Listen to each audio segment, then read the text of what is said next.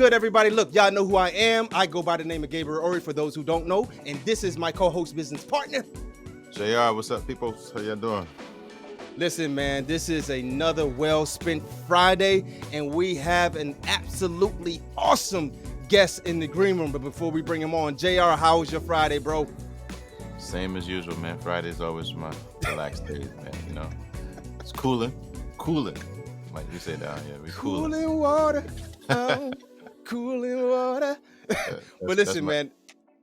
Yeah, this Friday, man, me and the wife did some yard work. We had to, get some mulch and kind of beautify the area. And no, we're not selling the house. But we're just making it beautiful, because Fridays are beautiful. And this is no exception. I want y'all to share this video, tag music producers, tag musicians, tag entrepreneurs, tag people who are in the business of music, who are in the music business, people who come from that musician background that turn music producers, because we have a very, very, very special guest in the green room tonight. He hails from, he's another local legend from out here in Charleston, South Carolina. This young man that we're going to bring. Matter of fact, before I even say anything more about him, I just want to bring him in just so y'all can see who I'm talking about. And when you see him, I want y'all to just hit share. I want you to just jump out your seat and do your thing. We have the one, the only, Mr. Stephen Freeman. What's going on, everybody? What's up, Bo? What's going on, man? Hey, brother, listen. Hey, listen, y'all. We got Stephen on the pod. This is like a checkbox. Boop. Got Stephen on the pod. Listen, how you doing, my brother? Man, I'm good, man. How y'all? Listen, man, we well, man. Thank you for joining us on this pod. Mm-hmm. Listen, I know I gave a little soft, light introduction, but why don't you introduce yourself to our platform? Like you said, man, local from Charleston, South Carolina, man. Just honored to be on this pod, man. I've been watching you guys pod for the past few weeks now, so getting the invite, I was definitely excited, man. So, just a guy that's really into music, been hungry since I've been a kid, man. Started out, I think my grandmother and mother told me, I think I was like 16 months. I got some spoons, got some spoons and some forks, start beating on some stuff. You see what I'm saying? So my mom was like, okay, maybe he's trying to tell me that he wants to play drums. So it kind of started with drums for me, man. Been in church all my life, one of the church musicians, started in church. And then I remember it was like me and like 6 or 7 other guys, man. We used to wait our turn. Okay, you doing altar call. This person's doing offering. This person's doing praise and worship. This person's doing, and they had a main drum on top of that at the church I was attending. Gethsemane Baptist Church, the Harveys. That's the church I was attending at the time. And I think I was waiting on my time in rotation up until about, I would say, 7 years old. And the organist at the church, her name was Sister Williams.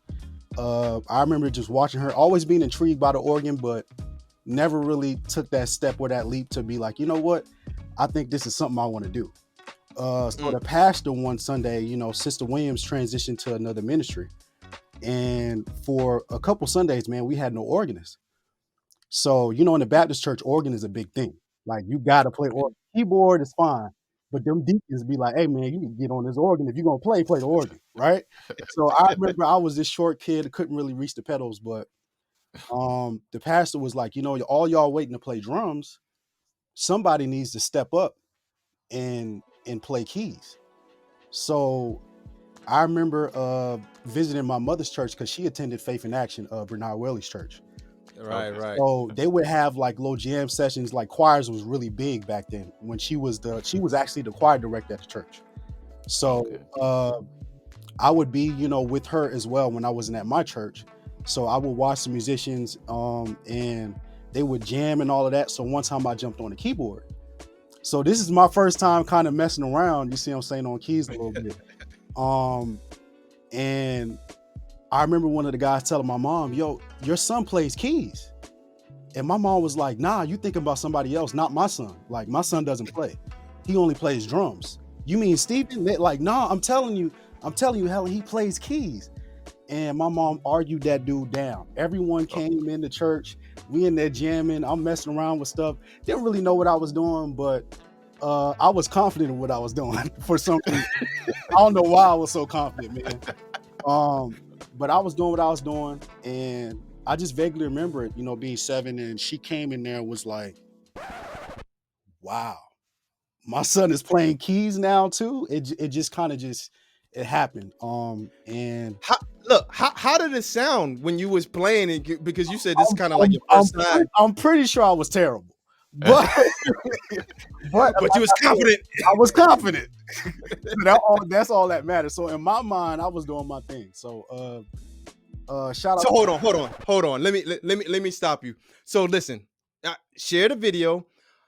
So I want to share a quick story. So this is how we met Stephen, and I'm gonna tell you how what was in my mind when he first got there, and then what was in my mind when the session was over.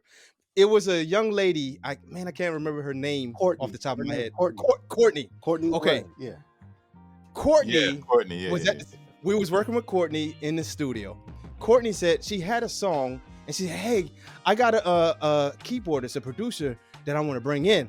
We're like, "All right, Courtney, no problem." And Stephen comes in the studio. Now I don't know what kind of keyboard was available there. It was like a ranky tank, just a little keyboard. And so I saw the keyboard. So the first thing in my mind, I was like, I don't know what's about to come out of I this had I keyboard. so by the way, to not to cut you off, but I had at the time I had a Yamaha MM6. It was like a mini Yamaha MM6. So I remember that. Okay, Yeah. yeah. okay. Now when I tell you that I saw this man cook up a beat from scratch. Like she's just in the studio, like, all right, I think I want to do something like this. And she started riffing something. Stephen just got on the keyboard and just started. He heard what she did and he just started playing. And I forgot about the keyboard. I was like, because this is during the time, keyboards was important. Hey, what kind of keyboard you got, bro? Like the keyboard makes you sound good, Right, right. right? And so I heard this man start to play, and I started scratching my head like, yo, who's this? Hey, who's this guy right here? And he cooked up the most amazing beat in like 10 minutes. And they had a song, they did the song, That's and it. they left. And I was like, yo, I can never forget who this guy was. Hey, Courtney, yeah, who's this guy? Hey, link me with this guy. This guy is crazy on the keys. I never saw something like that in my life. So what's your inspiration? Like, how do you, because I saw the session, you hadn't heard anything that she had. To me, this is like you showed up. Hey, what you want me to do? I'm here to do something. And she started singing something. You're like, okay, say that part again. And you just started doing something, and then the bass came, and then all of a sudden this crazy idea, and I'm sitting there like, I want to jump on too, but I'm like, oh Yeah. shoot, this dude's cooking. I'm glad you put it like that, man. Like I was saying, there was this natural hunger Mm. to want to do what I dreamed of doing. Like music has just always been something that I've been hungry about. Seeing my grandmother that recently passed, her vocally, she was an amazing singer, and then Mm. and her husband, my grandfather, he passed when I was 11. He was also an amazing local singer. One of the first black male groups that was aired on the news. And back in those times, slavery days, that's something serious. You see what I'm saying? Mm. And then my mother, also being a singer as well, known locally as well, also globally as well too. Um, I just have been around, my best friends was those three people. You see what I'm saying? So it's Oh like wow. seeing them do music, seeing my mother go to piano lessons, or hear about her doing piano lessons as a kid, or seeing her get on, do a little something. I'm like, man, this is interesting. Or my grandmother, when I come to visit her, or when I was visiting them, she would be on the piano with her hymn book, and she'd be Mm. playing.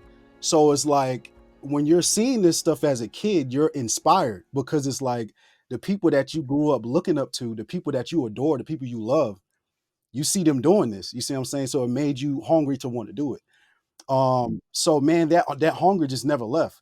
So it's like music has just always been something that I've been intrigued by. So by that time, I think I was probably like 13 or 14 at that session. He was young. Yeah, Yeah. yeah. Yeah. So it's like by that time I was full in with keys, because like I told you, I started at 7, but going up until 11, God, I remember praying and God really opened up my ears, man. Like I can't even explain to you what happened. It's only God, but He opened up my Do you ears. do you do you catch on really fast, like when you play? Because like when I saw you in the session, it was like you was like, yeah, oh, I think this, and you just it's like you picked up on whatever it was super quick. It's honestly, bro. That's what I'm saying. It's a gift from God to be able to not only pick up quick, but be in tune with the environment around you. Like if someone is asking for something or knowing what the person's vocal vibe is, you see what I'm saying, to be able to pick on exactly what they want. So I already had an idea of what her style was, because there was another point where my mother went to Dexter Easley's church. That's the other church she transitioned to, New Life. That's where I Yeah. met Courtney. So I would see her, singing on the praise team. So I already know vocally what her vibe Gotcha. was. It's like you're a gospel singer, but you also can do some other styles of music. So, So yeah. this is actually my lane. You see what I'm saying? Because Cass probably used to trip on me, man. I would have a rig. You see what I'm saying? As a kid, this big rig, and it's like, man, we just at church. Why this dude got all these boards? But I had a vision. You see what I'm saying?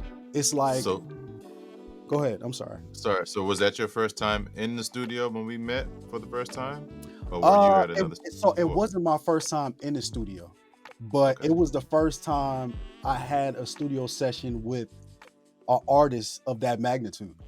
You see what I'm Gotcha. saying? So that was the first time, and I'll get into it more of being inspired on the back end by you guys. Where I remember Gabe and you like just started like mixing and editing stuff, right? So I'm playing, and I knew my board. It was all right. I had an MM6. I wasn't really deep into sound design and nothing You like made that that. boy sound good, bro. But That that's thing what I'm sounded saying. good. I just knew, I understood tones at that time and how to go through the Okay. board and find tones, but I didn't understand the sound design aspect yet.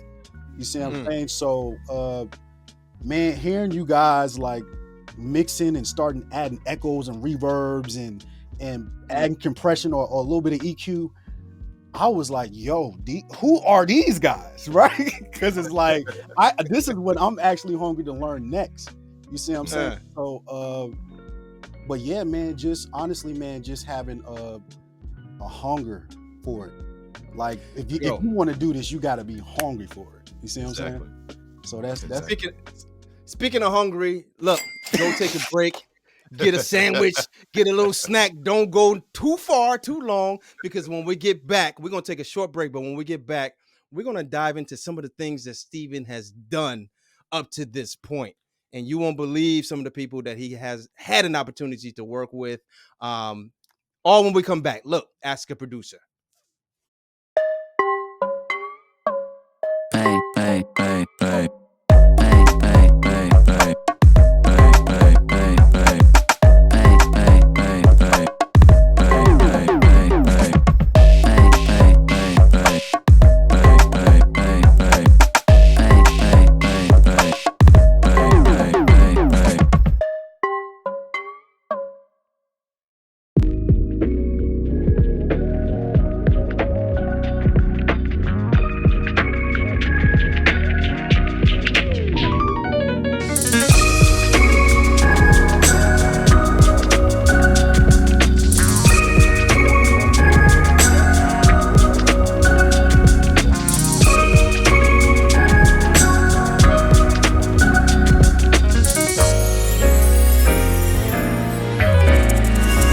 And we're back. So listen, before the break, if you were sitting on the rock, we got Mr. Stephen Freeman in the building with us. And before the break, Stephen was giving us all that energy, that passion, on how he started as a drummer and he picked up on the keys and the organ, and he just surrounded himself with people, who were interested in that and pushed him.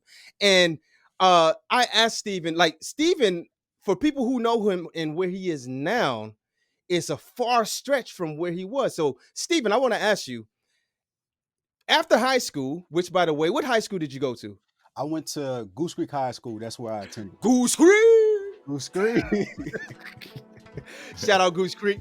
So Hit us. when you were graduating from high school, did you already know in your mind like, yeah, after high school, I'm going straight to the music. I'm going to be getting with people like Mary J. Blige and just rubbing shoulders and playing keyboards on these big stages, or was it like, hey, Stephen, go get ready for college, and what was that your path? So let me actually break down that story. I'm actually glad you asked that question. So I wanted to attend. I ended up attending Atlanta Institute of Music, which is a really Dope. dope school out here in Atlanta. But uh, everything isn't peaches and cream, right? So it's like I auditioned for different schools. You had to have a certain grade point average, and I think my GPA was like a 3.6. But some of the colleges that I really wanted to go to, you had to have a 4.0 or higher, right? Wow. So it's like I remember auditioning for Berklee College of Music because I was like, Mom, I see all of these musicians that like That's where they go. they're working with these big artists. If I'm gonna make it, I gotta go to that school, right? And my mom is like, son, I don't think that. Like, you don't know the God we serve. Not to be churchy, but she was right. So it's like, I'm like, Mom, I still got to attend that school. So I auditioned for the school and I got in. But I got the application. Hey, you're accepted to attend Berklee College of Music. I remember being so hyped, and then I saw the amount of money they gave me. And you see, coming from a single parent household, people don't understand. Is like, those times we was trying to make stuff work. You see what I'm saying? So it's like, if the school is like $200,000 for 4 years, and they only give you between 50 or whatever or lower, You got to cover the rest. it's like, man, what's that? Books, laptop, for studies? Man, that's not nothing coming from a single parent home. So it's like, my mom was like, son, you're gonna have to reconsider. So sometimes your failures can work out for your good, man. I'm telling you. So it's like that Come on, Red. that failure, man, and getting into the school and not being able to attend it, my heart was broken because I'm like, now I'm not gonna be able to do what I dreamed of doing because like being young, in my mind, I'm thinking, if I don't attend this school, what I want to do is not work out. So I went and got a quick card. I was gonna be a longshoreman, bro. I was gonna be a longshoreman, bro. So I was gonna be working on the ships. All my cousins was doing it. They was like, yo, this is the trade. This is what we finna do. So I was like, all right, cool. So at that time, I didn't have any other options. My mom kept telling me about this school in Atlanta, Atlanta Institute of Music, son, you should check it out. With me being young and hard headed, I'm like, man, I got my TWIC card. Like, I'm finna start working. I'm finna make some money. So I'm finna start working. So I don't know, man. It was almost like God was like, boy, listen to your mom. When has your mom ever led you wrong? Right? So listen to my mom and talk to someone at the school in Atlanta Institute of Music. They connected me, and I remember going through the steps to audition. I had to do like a music theory thing, a test or whatever, which I don't know if you asked me about high school, but that was very important to learn that in high school, because before going to high school, I didn't know how to read at all. I didn't know music theory. Even at that session you saw me at, it was all by ear. So going to high school and auditioning for they have a program called BCA at Goose Creek. So Berklee Center for the Arts is kind of like the School of the Arts in North Charleston. But with me living in Goose Creek, it was the closest thing to it. So I'm like, I got to audition for that in high school. And through that, I learned how to read music. You see what I'm saying? So that really helped me with theory and reading, which I needed to know to get into Atlanta Institute of Music. For the ones that, want to go to college musically, these schools, you need to know your theory, man. You need to have some kind of an understanding of notes. And if you can't read, at least know the number system of some sort. Know something, know how to read charts or understand your chords or whatever. But audition to get into Atlanta Institute of Music, and I got in. And the cost was beyond half compared to Berklee, right? So got into Atlanta Institute of Music, and kind of what I was seeing you guys doing in that session, I knew going into that school. I didn't go there for keys. I went there for audio engineering and production. You see what I'm saying? So it's like, I'm like, okay, cool. I understand the music aspect. I feel like in order for me to make it further, I need to learn the side of what you guys was doing. You guys was doing the audio engineering. You guys was doing, I was doing kind of production on the fly with my keyboard, but it's more into it. You see what I'm saying? Yeah. The attention to detail. So watching you guys, I'm like, yo, the way they just added on top of what I just played, just the simple of effects. I'm like, I gotta learn that because that's gonna take what I'm doing to the next level. You see what I'm saying? So it's like, you ask me who I'm inspired by. Like, I'm inspired by a lot of people. It can just be the people around you. Like even that simple situation of seeing you guys in the session, we just having fun. Y'all just doing what y'all do. This is normal stuff for y'all.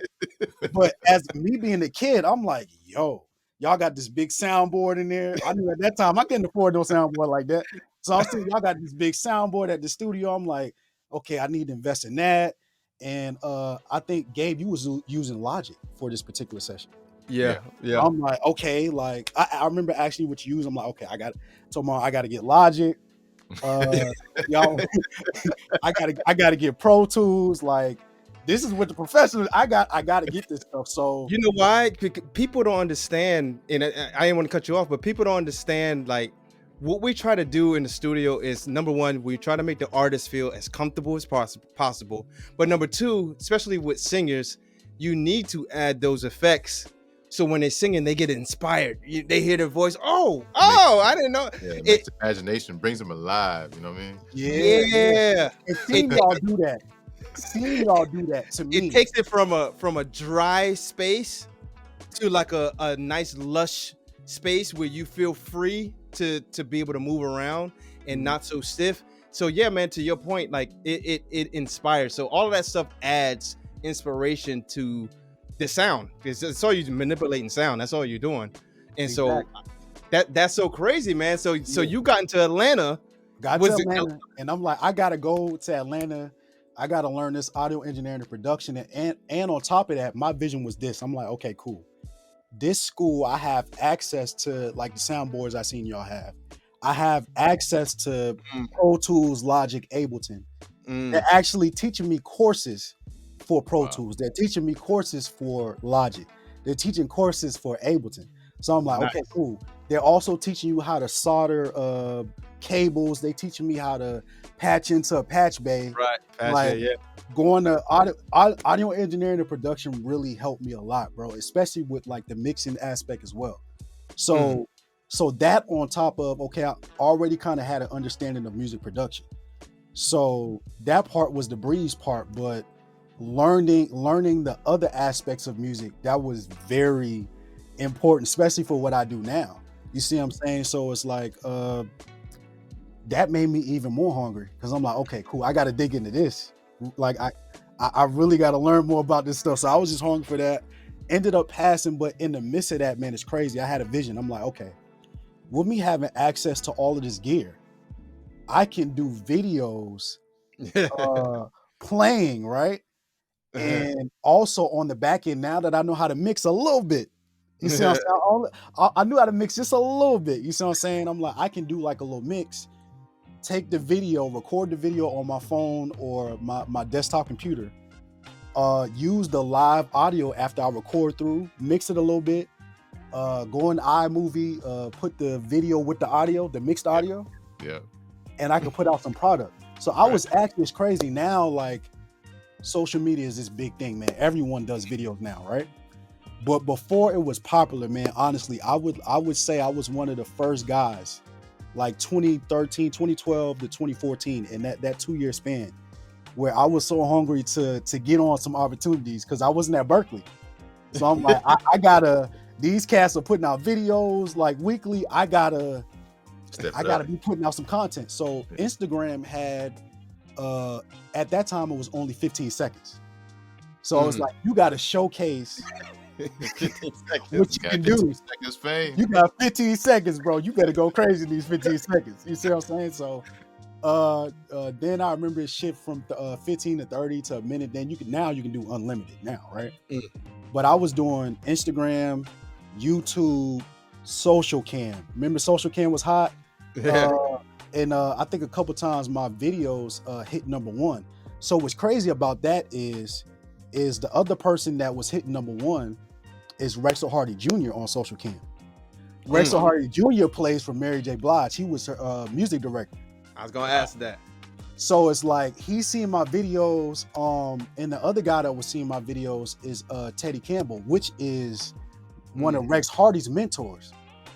So you never know who's watching you, people. So it's like just me being hungry for what I was doing, I knew it was going to open doors, but I didn't know to what magnitude or to the levels of the people that could be watching. You see what I'm saying? At that time, I was just doing something that I was hungry to do. So, So speaking of Mary J, how long have you been working with her? Man, I've been working with Mary. Man, it's total because I've done other gigs and then came back and then done other gigs and then came back. But total, I would say, okay, so I started 2014. So I did a tour with her going into 2015, 2016. Left, did Jessie J for 2 or 3 years. Came back to Mary for like another year. Then I just did this Kendrick Lamar situation. Now I'm back with Mary again. So it's like, well, wait. You said you did a Kendrick Lamar situation. Go back. Yeah. What'd you do with Kendrick Lamar? Man, I did my first tour with Kendrick Lamar. That was my first tour with Kendrick. It was called the Big Steppers Tour. So crazy story about that, man. I remember paying to go see Kendrick Lamar, and I had a nosebleed seat. You see what I'm saying? I had a girl at the time, me and my girl. I took her to the show. I'm like, "This is your birthday." Yeah. We got that part. No. Go ahead. What happened?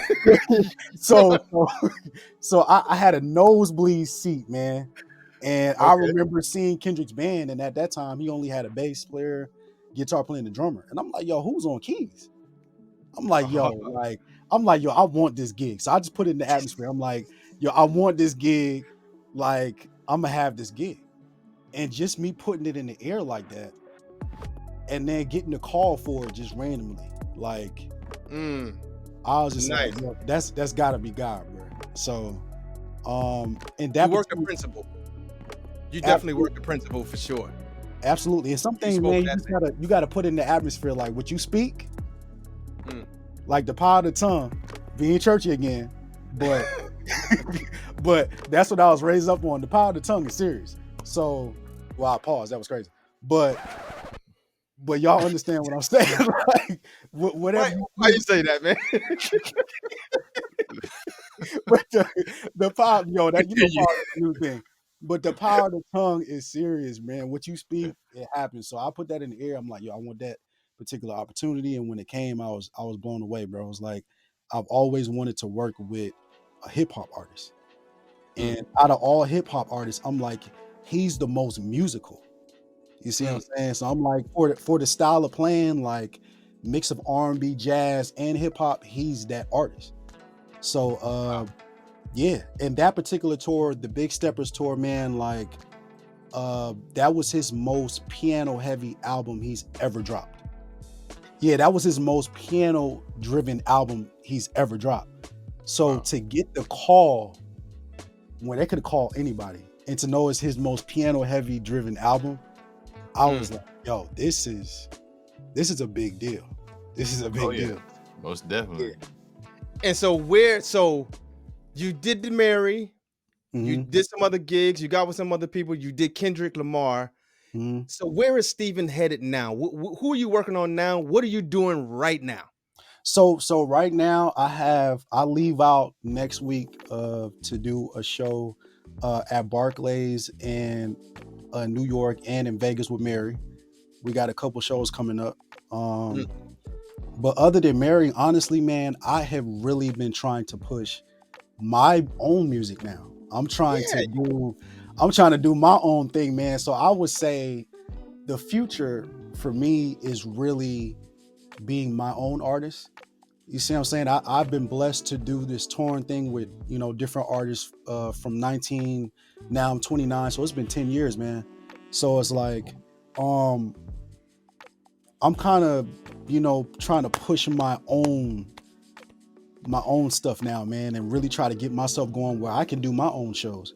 You see what I'm saying? I don't care if the first, few shows is 10, 15 people, but I got to start from somewhere. You see what I'm saying? So that's really what my goal is, man, and is to do my own thing.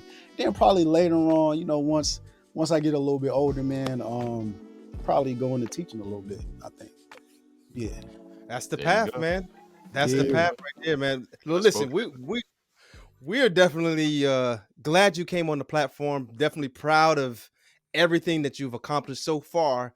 And like we like to say, you still on your journey, have fun while you're on your journey, because when you get to your destination, you either need to create another journey, another goal to keep Yep. going, so that you won't get stagnant.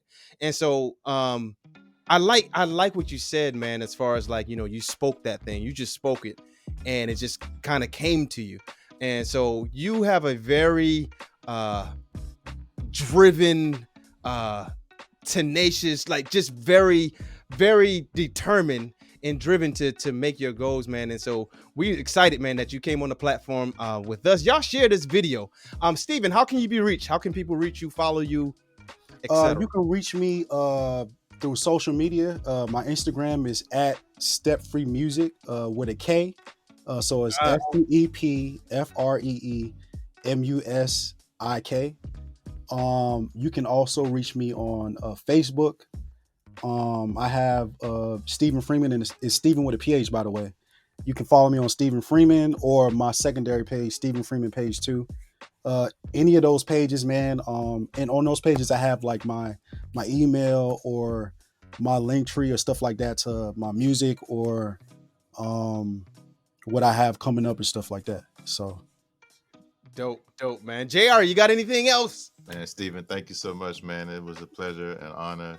And you No also problem, man. inspired us, man, because we want to do the same thing. So we appreciate you coming out and just blessing us with your gifts and talents. And I still got some questions for you on because he's a genius with Ableton.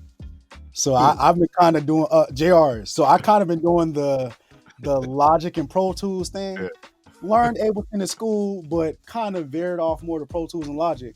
yeah, But we got to talk, man, about got you, man. running some of that stuff with Ableton. I got you, man. Yeah. So listen, I man, got you. I hope you guys picked up what Stephen was putting down. Ball of inspiration.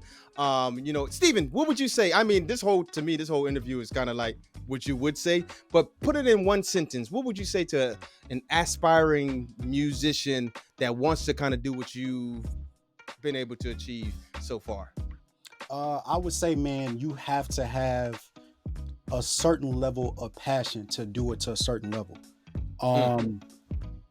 There's, just doing like, your stuff locally, playing, some guys, it's really dope to get in the environment of the people in your area, do bar gigs or whatever, if you're a church musician, playing to all your local churches and all of that. But to do it at a certain level, there's a certain drive you have to have, and there can be nothing that can deter you from what you're going to do. Like what I do, there's ups and downs, there's sacrifice. You don't get to see your family as much as if you're home locally with a local job. So you got to also be willing to sacrifice certain things, man. You may have to sacrifice some time with family. You see what I'm saying? It's a profession for me. So I don't get to see my mom or, when my grandparents was here, I don't get to see them all the time, when they were here. So it's like, I had to maximize those times. When I do see them is we celebrating, right? But you also got to be able to sacrifice, man. Sacrifice your time with family. If that's something you want to do, cool. If you don't, it's understandable, man, because it's tough. I'm gonna be honest with you, it's tough, man. But I just still have this, and I think it's God, man. It's a reason that He instilled this drive in me, man. Like I'm hungry still. I'm hungry just like that kid y'all met. I'm hungry like when I first started, and I didn't understand what notes I was playing, but I had that Casio and I was going ham, bro.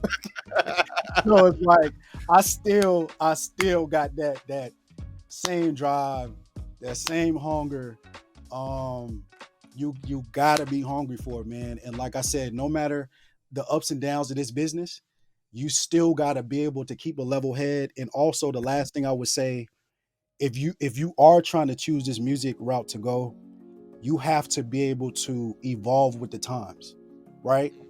Like, for example, an artist like Kurt Franklin, he doesn't sound exactly like the artist he was when he first started with the kind of songs he writes, but he's found a way to, okay, I know I may not be getting any younger, but you can't tell me that. I'm gonna change my fits. I'm gonna change my vibe. I'm right. I'm a pen this music where it's modern, so I can gravitate to not just the people that I came up with, but the younger people that's coming behind.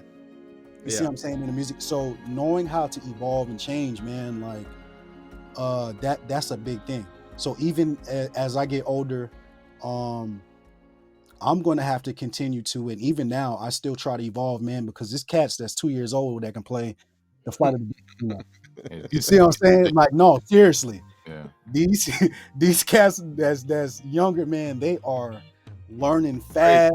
Yeah. They are crazy, man. So it's like they're not going to want to look at a cat like me as a mentor if I can't at least hold my own a little bit, right? So you got to be able to evolve and be to a certain level where they can at least be. I can respect what this guy has to say. He's done it. I can respect where he's coming from. You see what I'm saying? And like I said, being younger and seeing you guys is like, you guys was doing something that I wanted to do, but I didn't know how to. So it's like, let me ask these guys some questions. Right. So that respect, that level of respect was there, because it's like, yo, they're actually professional at what they're doing. The session sounds good. They got all the routing is there. All they have to do is hit a button. They got the aux. They got the aux for delay. They got the aux for the verb. They got the aux for the comp. Like, I didn't understand any of those things. So seeing that is like, okay, like these guys have evolved in what they're doing to the level where it's like, it's just a breeze now. Now we just having fun. Yeah. You know what I'm saying? Yeah. Work on your craft, practice consistently on whatever it is that you do to the level where you don't look at it as work anymore. Right. Exactly. Like what I do, man, like I don't look at it as work anymore. Now, certain situations you get called and it's a quick turnaround, like, hey man, we need you to come fill in for LMA in a couple weeks. You see what I'm saying? I've had situations with certain artists, other artists I got to work with, where it's 1 week, man, you got a couple days, you got to learn like 20 songs. You see what I'm saying? So awesome. It's like, those are some of those situations now. But as far as artists that you're working with consistently, if you know God blesses you to get in a situation like that, it's not. I don't even look at it as work, man. It's something that I enjoy doing. Your true element. Exactly. So it's not work for me anymore. Yeah. So y'all see the passion on this man. I asked him for a closeout comment, and we got a whole. But listen, man, love you, brother. Enjoyed that. I hope you guys listen to what he's saying. Everything I stand behind 100%. It is truth. It is factual. And it's principles. He's talking principles, and you can't escape it. So listen, I go by the name of Gabriel Oree. This is JR. And look, we out, y'all.